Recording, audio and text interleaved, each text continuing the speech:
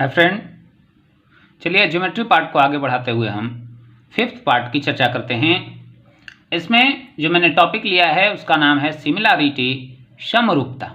तो जैसा कि आपको स्क्रीन पे दिख रहा होगा, any two figures are said to be similar if they have the same shape but different sizes. जैसा कि कॉन्ग्रुएंसी के केस में मैंने बतलाया था पार्ट 4 में, जिसकी मैंने चर्चा की थी कि all the figures having same shape and same sizes are congruent. वैसी सभी आकृतियां जिनका शेप भी एक समान हो और साइज भी एक समान हो, यानी जिनका माप भी एक समान हो और आकार भी एक समान हो, तो वो कॉन्ग्रुएंट। लेकिन यहाँ माप एक समान हो ना हो इससे कोई अंतर नहीं पड़ता है, सिर्फ आकृति देखने में अगर एक समान है तब हम कहेंगे कि सिमिलर है, अगर एक समान नहीं है तो सिमिलर नहीं। चलिए अब इसे हम और क्लियर करते हैं। जैसे हमारे दोनों हाथ की फिंगर एक एक, इसे आप ध्यान से देखें। दोनों हाथ का एक एक फिंगर मैंने लिया है। ये दोनों फिंगर देखने में आपको एक समान लग रहा है? आप कहेंगे बिल्कुल।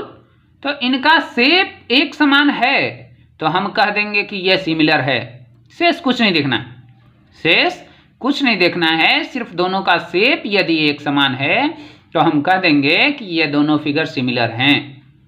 लेकिन अगर साइज भी एक समान है, यानी लंबाई अंगुली का मोटाई, डायामीटर, ये सब जब एक समान होगा तब हम कॉन्ग्रुएंट कहेंगे, सर्वांगसम कहेंगे।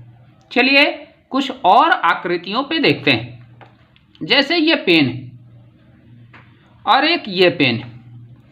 अब ये दोनों पेन में आपको दिख रहा होगा कि दोनों पेन बिल्कुल देखने में एक ही शेप का है, इनका आकार एक समान है और इनकी माप भी एक समान है, लंबाई, चौड़ाई, मोटाई सब कुछ एक समान है, तो ये कॉन्ग्रुएंट हो गया।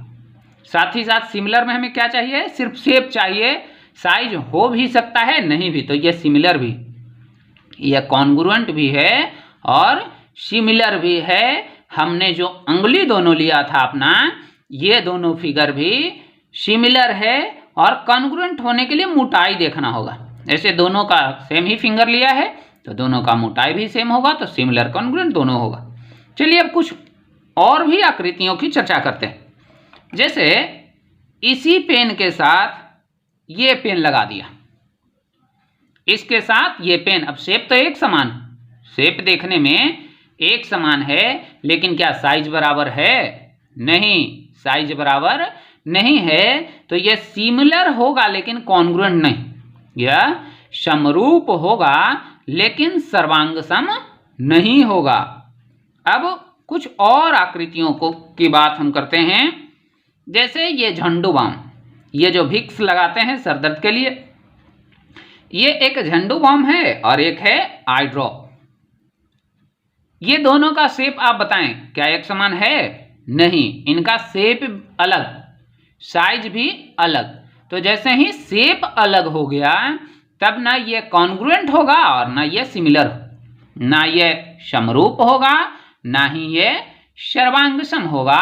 सर्वांगसम और समरूप होने के लिए दोनों आकृतियों का शेप और साइज दोनों बिल्कुल एक समान होना चाहिए। अब देखिए एक और आकृति की चर्चा करते हैं। जैसे ये मैच बॉक्स है और एक और मैच बॉक्स। अब आपको दिख रहा होगा कि दोनों का शेप बिल्कुल एक समान, दोनों क्यूबॉइडल है यानी घनाभाकार, तो दोनों का शेप एक समान, तो अब हम समरूप कह देंगे। अब हमको कुछ सोचना नहीं, सिर्फ शेप जब एक समान दिख गया कि देखने में वो बिल्कुल एक समान लग रहा है, तो हमें बेहिचक उसे सिमिलर कह देना है, समरूप कह देना है। लेकिन अगर कॉन्ग्रुएंट पूछता है, सर्वांगसम पूछता है, तो उसके लिए आपको साइज मेजर करना होगा। आपको यह मेजर करना होगा कि ऊपर वाला ये जो रेक्टेंगल दिख रहा है दोनों में, इसका लेंथ और ब्रेड्थ दोनों फिगर में एक समान है कि नहीं। जब यह आप मेजर कर लोगे तो आपको इसका फिर लेंथ ब्रेड्थ मेजर करना होगा, फिर इस वाले पार्ट का लेंथ ब्रेड्थ मेजर करना होगा, फिर इसका लेंथ ब्रेड्थ मेजर करना होगा, इसका और इसका, यानी 6 फेस जो दिख रहा था सबका लेंथ ब्रेड्थ आप जब मेजर कर लेंगे और सब इक्वल आएगा तब हम कहेंगे कॉन्ग्रुएंट, तब हम कहेंगे कॉन्ग्रुएंट, अदरवाइज सिमिलर। यानी शेप जब एक समान है तो वो सिमिलर, अगर शेप एक समान नहीं है तो वो ना तो सिमिलर ना कॉन्ग्रुएंट। कॉन्ग्रुएंट होने के लिए शेप और साइज दोनों इक्वल होना चाहिए, शेप भी इक्वल और साइज भी इक्वल। लेकिन सिमिलर के केस में सिर्फ शेप इक्वल होगा, साइज से कोई लेना देना नहीं। तो इसी को यहाँ पे डिफाइन किया था हिंदी में, एक समान आकृति लेकिन अलग माप भी। समान माप भी हो सकता है और अलग माप भी हो सकता है। अगर समान माप है तो वो कॉन्ग्रुएंट भी होगा और सिमिलर भी होगा, दोनों फिगर होगा। लेकिन माप जब अलग अलग होगा तब सिर्फ सिमिलर होगा, ना कि कॉन्ग्रुएंट। तो अब इसी पे कुछ डिफरेंस, चूंकि ये चर्चा करना बिल्कुल आवश्यक है। जैसे ही आपको सिमिलरिटी से क्वेश्चन आएगा तो वहां आपको कॉन्ग्रुएंसी जानना है, बिल्कुल इसे जाने बगैर आप आगे नहीं बढ़ सकते। कॉन्ग्रुएंसी के बारे में अगर आप बिल्कुल नहीं जानते हैं तो ज्योमेट्री पार्ट 4 देख लेंगे, उसका लिंक डिस्क्रिप्शन बॉक्स में दिया रहेगा। उसमें काफ़ी डिटेल से मैंने कॉन्ग्रुएंसी के बारे में बतलाया है, कहाँ लिखने में आपको दिक्कत हो सकता है, किस तरह से उस दिक्कत को आप ओवरकम कर सकते हैं, बेहतर आप बना सकते हैं ताकि फ्यूचर में आपको प्रॉब्लम ना हो। सबकी चर्चा एक एक कर उसमें किए। तो चलिए अब देखते हैं सिमिलरिटी और कॉन्ग्रुएंसी में डिफरेंस, यानी समरूपता और सर्वांग समता में क्या क्या अंतर है। तो first, shape same but different size. अभी बहुत सारी आकृतियों में बताया शेप एक समान होना चाहिए लेकिन साइज अलग अलग। लेकिन कॉन्ग्रुएंसी के केस में शेप भी एक समान और साइज भी एक समान, दोनों बिल्कुल बराबर होना चाहिए तो कॉन्ग्रुएंट, नहीं सिर्फ अगर शेप एक समान है तो समरूप, और ना शेप एक समान है ना साइज तो कोई फिगर नहीं। ये दोनों के लिए शेप तो जरूर होना चाहिए इक्वल, तभी हम समरूप भी कह सकते हैं। और अगर दोनों हो जाए तो सर्वांग सम, अगर बिल्कुल नहीं तो वो ऐसे ही फिगर, बहुत सारा अलग अलग फिगर। इनके पढ़ने के लिए इक्वल होना ही चाहिए, शेप कम से कम इक्वल होना चाहिए। चलिए अब आगे देखते हैं। All congruent figures are similar, यानी जितना भी सर्वांगसम आकृति है, यानी एक समान शेप और साइज दोनों रखने वाली जितनी भी आकृतियां हैं वो सब समरूप हो जाएंगे। क्यों? क्योंकि समरूप होने के लिए सिर्फ शेप सेम होना चाहिए। तो शेप सेम तो इसमें भी है ना भाई, तो जितना भी कॉन्ग्रुएंट है वो सारा का सारा सिमिलर भी होगा। लेकिन not all similar figures are congruent, सभी सिमिलर फिगर कोई जरूरी नहीं है कि वो सर्वांगसम हो जाएं। सर्वांगसम कब होंगे? जब उनका साइज भी बराबर रहेगा। जैसे आपको मैच बॉक्स में बतलाया था कि ये मैच बॉक्स बिल्कुल देखने में एक समान है और साइज भी आप मेजर करेंगे तो दोनों का सेम होगा। तो इस केस में ये सिमिलर भी है और कॉन्ग्रुएंट भी। लेकिन ये मैच बॉक्स के साथ अगर कोई छोटा हम मैच बॉक्स लगा दें, कोई छोटा सा मैच बॉक्स लगा दें, या मैच बॉक्स का ही इंटीरियर पार्ट इसके साथ कर दे तो साइज दोनों का अलग अलग हो गया। जैसे ही दोनों का साइज अलग अलग हो गया तो वो सिमिलर होगा, कॉन्ग्रुएंट नहीं। तो सारा सिमिलर कॉन्ग्रुएंट नहीं है, लेकिन सारा कॉन्ग्रुएंट फिगर सिमिलर है। अब एक और इसमें डिफरेंस होता है, सिमिलर और कॉन्ग्रुएंट दोनों केस में एंगल्स इक्वल होते हैं, कोण बराबर माप के होते हैं। लेकिन कॉन्ग्रुएंट में साइड बराबर होता है और इसमें साइड प्रोपोर्शनल होता है। इसमें साइड प्रोपोर्शनल यानी समानुपातिक होते हैं। अब ये क्या है, इसके बारे में आगे हम और चर्चा करने वाले हैं डिटेल से। तो चलिए, अब मुझे पूर्ण भरोसा है कि आप सिमिलरिटी कॉन्ग्रुएंसी में आराम से डिफरेंस बतला देंगे, कभी आपको कोई तकलीफ नहीं होगी। अगर इसके बावजूद भी आपको तकलीफ है तो आप कमेंट जरूर करेंगे, फिर मैं उसे भी और दूर करने का प्रयास करूंगा। लेकिन मुझे पूर्ण भरोसा है कि आपको तकलीफ नहीं होगा। चलिए अब इसे आगे देखते हैं कि ये कौन कौन सा फिगर सिमिलर होगा ज्योमेट्री में। बिल्कुल स्टार्ट से, तो ज्योमेट्री जो है पॉइंट से ही स्टार्ट होता है। तो जितना भी पॉइंट है उसका शेप एक समान, तो वो सिमिलर हो गया, यानी ऑल पॉइंट्स आर सिमिलर। लेकिन साइज भी एक समान होता है, क्योंकि पॉइंट अनडिफाइंड टर्म है, इसका लेंथ ब्रेड्थ और हाइट कुछ होता ही नहीं, तो दोनों का साइज भी एक समान। तो जो पॉइंट है वो सिमिलर भी है और साथ साथ कॉन्ग्रुएंट भी है, सर्वांगसम भी। अब चलिए देखते हैं लाइन सेगमेंट को। क्या सारा लाइन सेगमेंट सिमिलर है? तो हाँ है, आकार बिल्कुल एक समान है, तो सारा लाइन सेगमेंट सिमिलर है, लेकिन सारा लाइन सेगमेंट कॉन्ग्रुएंट नहीं है। क्यों?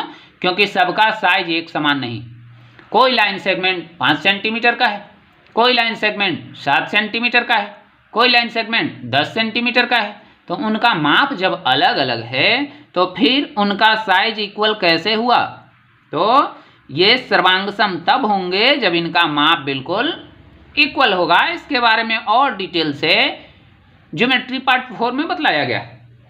अब चलिए देखते हैं रे, किरण। रे, जितना भी रे है सब एक ही समान आकृति का होगा, सबका आकृति इसी तरह से एक एंड पॉइंट रहेगा और एक तरफ इनफाइनाइट की ओर जाएगा। तो जितना भी रे है वो सारा सिमिलर, और सारे रे का साइज भी इक्वल होगा, क्योंकि सब तो इनफाइनाइट माप का ही है। तो जितना भी रे है वो सारा सर्वांगसम और समरूप दोनों होगा।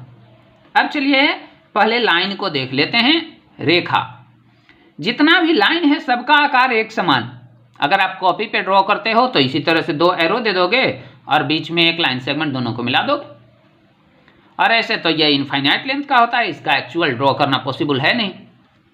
और इसके बारे में डिटेल से कि ये लाइन है क्या, लाइन का एक्चुअल डेफिनेशन क्या होगा, ये कैसे बनता है, ये सब की चर्चा ज्योमेट्री पार्ट 1 में कर दिया गया है। अगर आप उसे भी अभी तक नहीं देखे हैं तो उसे जाकर देख लेंगे, काफ़ी रोचक और काफ़ी इंटरेस्टिंग हो जाएगा। ऐसे मेरा तो मानना यही है कि अगर आप ज्योमेट्री पार्ट 1 से देखते हुए आगे बढ़ते तब आपको सब ज़्यादा क्लियर होता, बिल्कुल समझ में वो आ जाता। तो चलिए देखते हैं लाइन। लाइन क्या है? सारा लाइन एक ही समान है, सब इनफाइनाइट में यह लेंथ तक जाता है, तो जितना भी लाइन है वो सारा सिमिलर होगा। अब कॉन्ग्रुएंसी का बात है कि सारा जो है यह लाइन कॉन्ग्रुएंट होगा कि नहीं, तो माप भी सबका तो इनफाइनाइट ही होगा ना, तो सबका माप भी एक समान और शेप भी एक समान, तो कॉन्ग्रुएंट भी होगा। तो जितना लाइन है वो similar as well as congruent, जितना रे है similar as well as congruent, जितना लाइन सेगमेंट है वो सिमिलर बट नॉट कॉन्ग्रुएंट, जितना पॉइंट है similar as well as congruent. अब चलिए एंगल को देखते हैं। इसके बाद वाला फिगर आता है एंगल, कोण। जो जितना भी कोण है वो सब इसी तरह से 2 रे के एक पॉइंट पे मिलने से बनता है। सब यही है, सबका यही कहानी है कि 2 रे अगर एक पॉइंट से मीट होता है तब बनता है, उसे कोण कहते हैं, एंगल कहते हैं। एंगल के बारे में भी काफ़ी डिटेल से ज्योमेट्री पार्ट 1 और पार्ट 2 दोनों में बतलाया गया, तो उसे आप देख लेंगे, उसका भी लिंक डिस्क्रिप्शन बॉक्स में मिल जाएगा आपको। तो ये एंगल, जितना भी एंगल होगा सबका शेप एक समान, तो सब सारा एंगल सिमिलर, लेकिन कॉन्ग्रुएंट नहीं, क्योंकि मेजर अलग अलग है। कभी आपको मन है तो 60 डिग्री का एंगल बना दीजिएगा, आपकी मर्जी आप 30 का बना देंगे, आपकी मर्जी आप 45 का बना देंगे।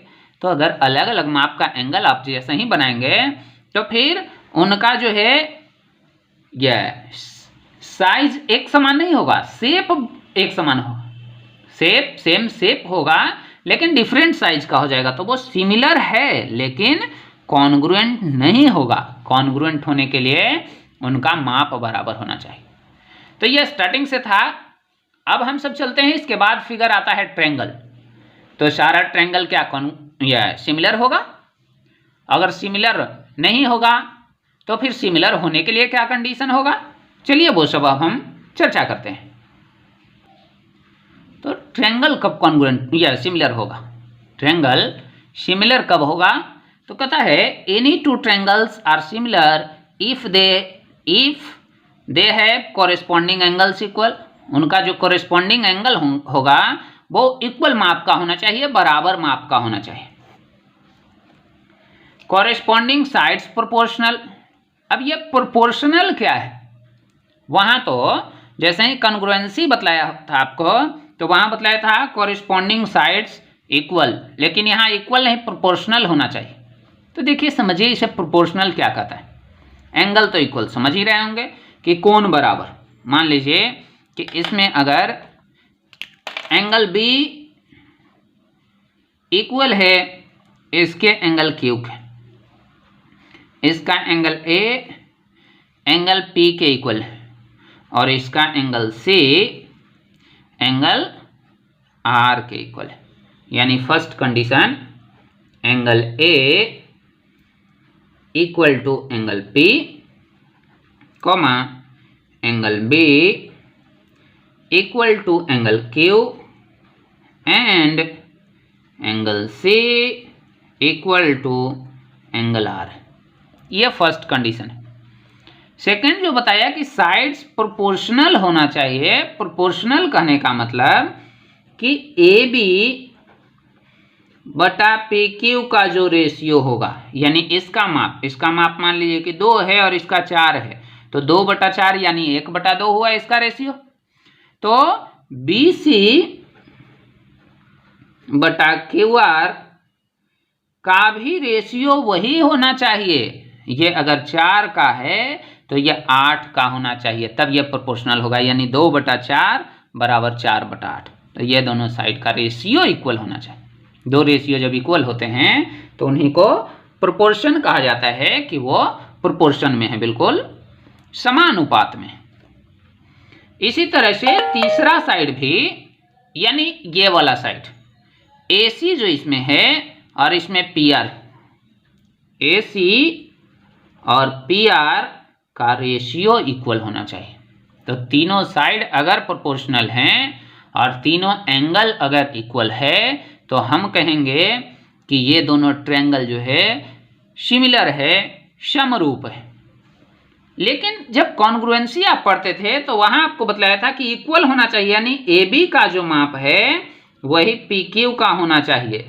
यानी ये 4 है तो ये भी 4 होगा, ये 2 है तो ये भी 2 होगा।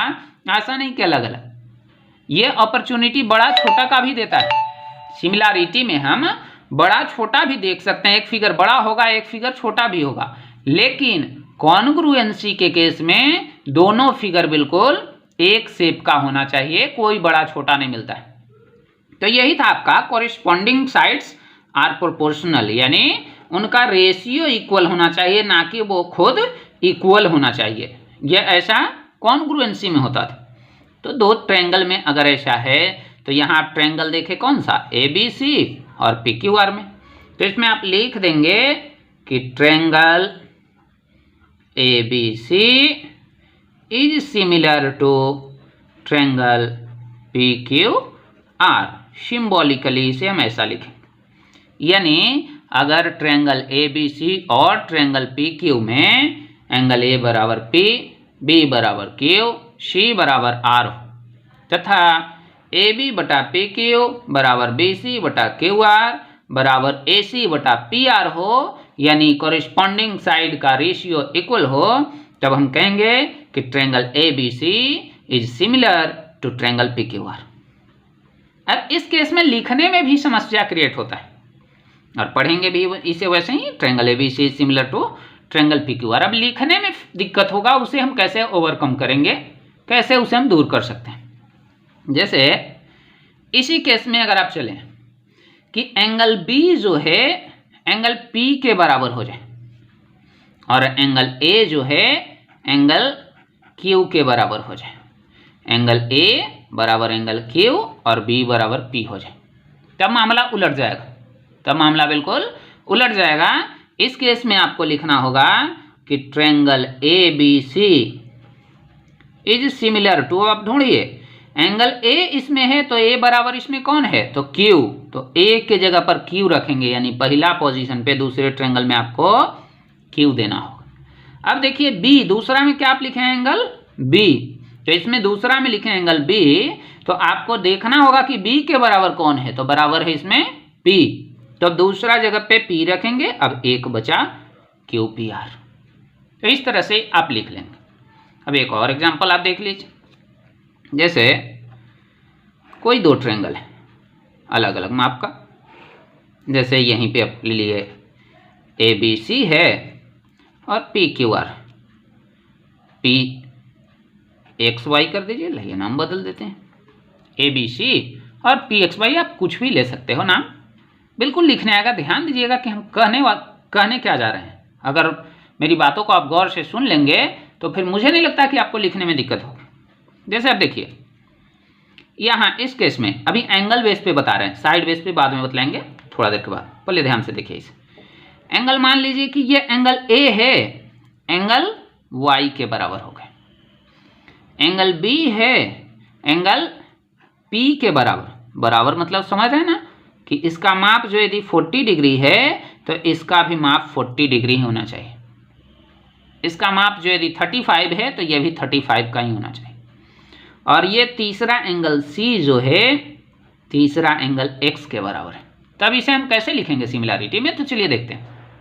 इसे क्या लिखेंगे, तो ट्रायंगल ABC, पहला को लिखने के लिए आप फ्री हैं, जैसी आपकी इच्छा BCA, CBA, ABC कुछ भी लिख दीजिए, लेकिन दूसरा में अब बॉन्ड लगेगा, दूसरा में कानून से आपको चलना होगा। पहला कार्य आप जैसे भी करते हैं।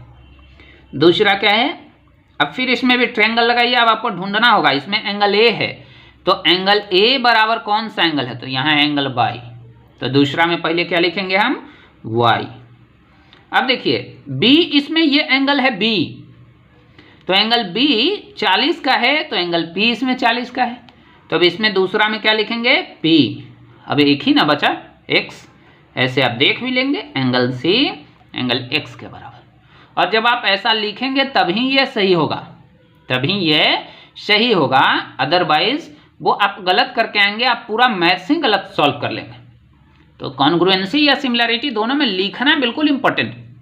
कैसे हम लिखेंगे, ऐसे कॉन्ग्रुएंसी के बारे में और डिटेल से बताया गया है पार्ट 4 में। एक और इसमें आएगा कि साइड बेस पे रहेगा, एंगल बेस पे तो बतला दिया कि एंगल रहेगा तो इस तरह से ढूंढ के लिख लें। अब साइड बेस पे रहेगा, ऐसे दे दिए, मान लीजिए कि दो ट्रायंगल ABC है और ये XYZ, साइड दिया रहेगा तो साइड इसमें इक्वल नहीं दिया रहेगा, क्या दिया रहेगा, प्रोपोर्शनल, साइड दिया रहेगा प्रोपोर्शनल। अगर यहाँ दे दिया कि AB/XZ, यानी ये वाला साइड इक्वल का मार्का तो नहीं होगा, ये दोनों का रेशियो इक्वल नहीं होता है, ये प्रोपोर्शनल होता है। तो AB/XZ इक्वल टू जो यदि दिए हुए है BC/YZ, AB/XZ equal to BC/YZ दिए हुए, ये साइड का प्रोपोर्शनल 3 दे सकता है, ऐसे 2 पे ही हम चल रहे हैं। तो इसमें देखिए आप कैसे लिख लेंगे इसको सिमिलर, तो इसे लिख रहे हैं यहाँ पे। तो ट्रायंगल पहला तो बतलाया क्या फ्री है, फर्स्ट में आप ABC लिखिए, BCA लिखिए या CBA लिखिए, जैसे भी, जैसे हम CBA ही लिख दे रहे हैं। क्या लिख दिए, CBA इज सिमिलर टू, ऐसे यहाँ 2 दिया है तो एक एंगल भी दे देगा, जैसे यहाँ आपको दे सकता है कि एंगल C एंगल Z के बराबर है, या ना भी दे सकता है। तो चलिए इतना ही से देख लीजिए, CBA, तो इसमें BA, पहले B आ गया तब A, यानी दूसरा पोजीशन पे ये, तीसरा पे ये, तो दूसरा पे आप Z रखोगे और तीसरा पे ये लिखोगे, यानी इसमें लिख दोगे ZX। अब खाली कौन सा स्थान रहा, तो पहले का यहाँ पे, तो फर्स्ट पोजीशन पे जो बचा Z लिख दिए, X लिख दिए, बचा क्या, Y, तो यहाँ आपको Y देना होगा। अब ये सिमिलर सही हो गया। इसी तरह से इसमें मान लिए कि आप इसको देख के लिखते हैं तो लिख सकते हैं कि ट्रायंगल ABC लिख दीजिए, फर्स्ट में तो आप फ्री हो, जैसे भी लिख सकते हो। अब ABC लिखने के बाद दूसरा के लिए बॉन्ड आ गया, यहाँ देखिए BC है, BC किसके बराबर है, YZ पे, इसमें BC लिखा दूसरे तीसरे पोजीशन पे, तो इसमें भी YZ लिखेंगे दूसरे और तीसरे पोजीशन पे। अब वो बचा कौन, X, तो X को पहले पोजीशन पे लिख देंगे। अब हमें पूर्ण भरोसा है कि आप सिमिलैरिटी लिखना सीख गए होंगे। कोई भी 2 ट्रायंगल सिमिलर है तो उसे हम कैसे देखेंगे, अब थोड़ा चर्चा और, बस 5 मिनट के अंदर इसे आज समेटने वाले हैं, फिर अगले पार्ट में और भी डिस्कस करेंगे। अभी मैंने पीछे चर्चा किया कि कोई भी 2 भी ट्रायंगल सिमिलर तब होगा जब उनका एंगल इक्वल और साइड कॉरेस्पॉन्डिंग साइड प्रोपोर्शनल हो। तो क्या कोई भी अगर दो ट्रायंगल दिया हुआ है तो उसमें हमको सिमिलैरिटी चेक करने के लिए इतना चीज चेक करना होगा? तो नहीं, इतना की आवश्यकता नहीं है। मैथमेटिशियन लोग उसे सोच समझकर ब्रीफ कर दिए, आपके लिए छोटा कर दिए, इजीली बनाने लायक कर दिए। तो क्या किए भाई? तो उसी का नाम है सिमिलैरिटी क्राइटेरिया, यानी कम काम में हमारा काम ज्यादा हो जाए।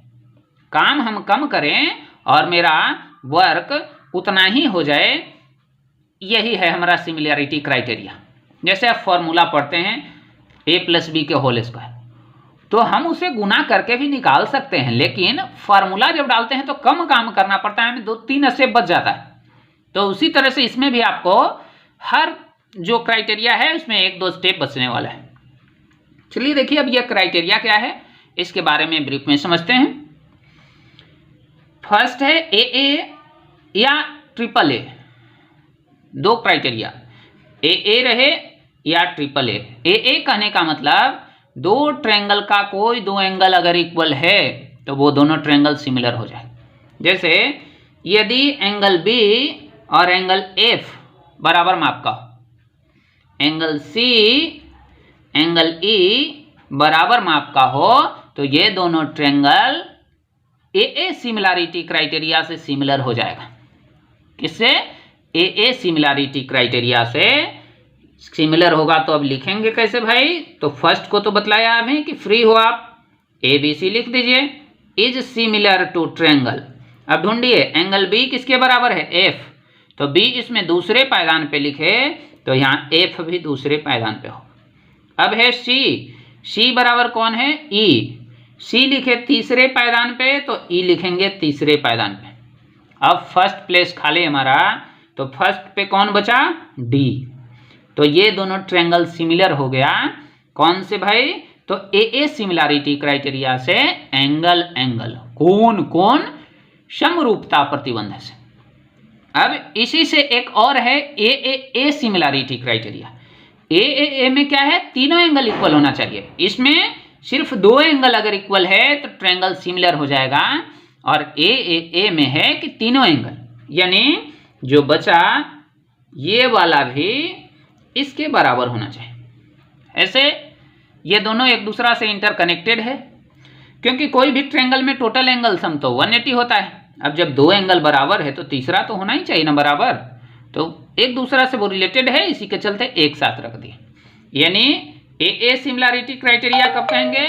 जब कोई दो एंगल इक्वल होगा। AAA सिमिलैरिटी क्राइटेरिया कब कहेंगे? जब तीनों एंगल आप इक्वल दिखाएंगे। अब चलिए समझते हैं SSS सिमिलैरिटी क्राइटेरिया को। ये आप SSS कॉन्ग्रुएंसी के केस में भी पढ़े होंगे, लेकिन उससे यहाँ डिफर है, उससे यहाँ अलग है। वहाँ आप क्या देखे थे कि दोनों में साइड इक्वल मेजर का था, इक्वल माप का था, लेकिन यहाँ इक्वल माप का नहीं है। यहाँ क्या है?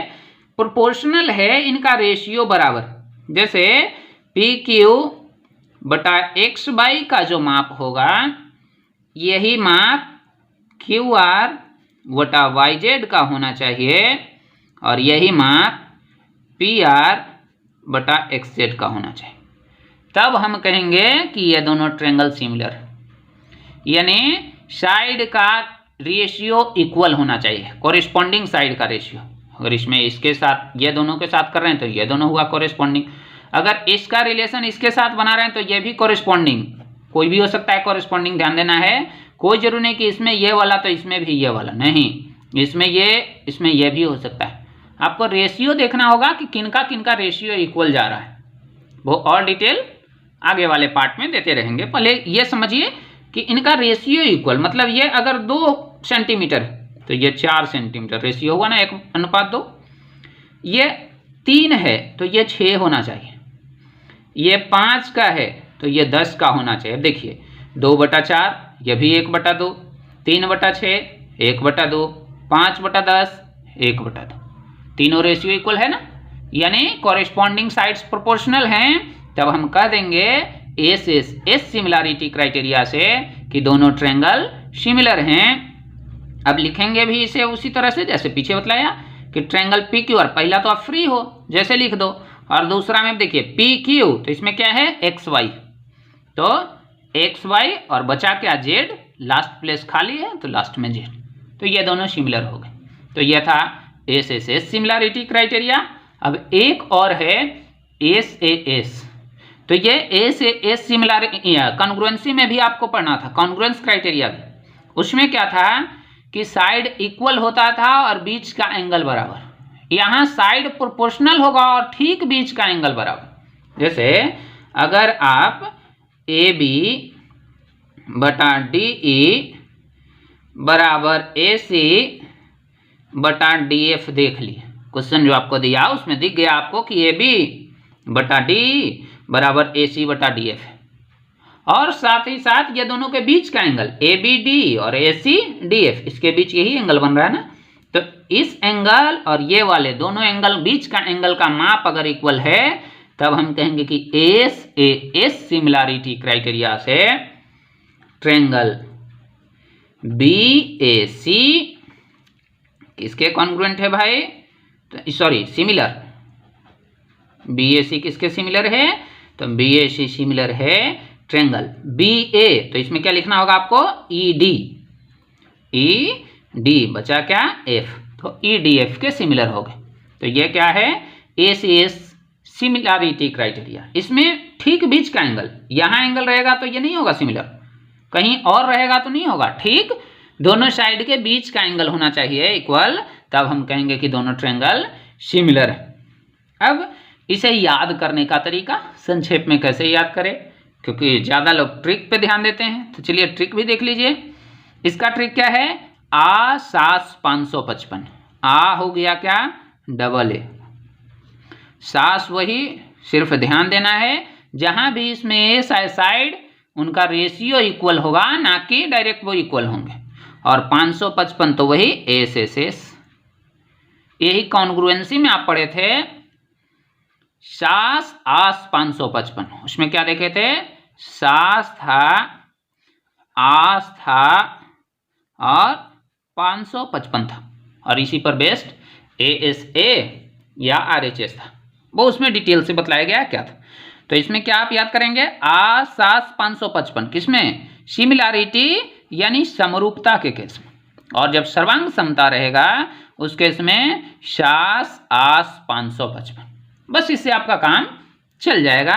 ये था इसका कॉन्सेप्ट। अब इस पे बेस्ड प्रॉब्लम या एस एस एस क्यों होता है, यानी S S S similarity criteria का proof, S S similarity criteria का प्रूफ, और इस पर बेस्ड अन्य थ्योरम, इसमें आर एच एस नहीं होता, आर एच एस पर बेस्ड एक थ्योरम है, तो वो सब आगे वाले पार्ट में देखेंगे। अगर ये वीडियो अच्छा लगा होगा तो लाइक ज़रूर करेंगे, क्योंकि मेहनत काफ़ी लगता है इतना करने में, तो आपके लाइक से ही हमें यह एहसास होता है कि नहीं मेरा मेहनत सफल जा रहा है, हम सही डायरेक्शन में अपना कार्य कर रहे हैं। तो शेष अगले वीडियो में फिर से मिलेंगे। जय हिंद, वंदे मातरम।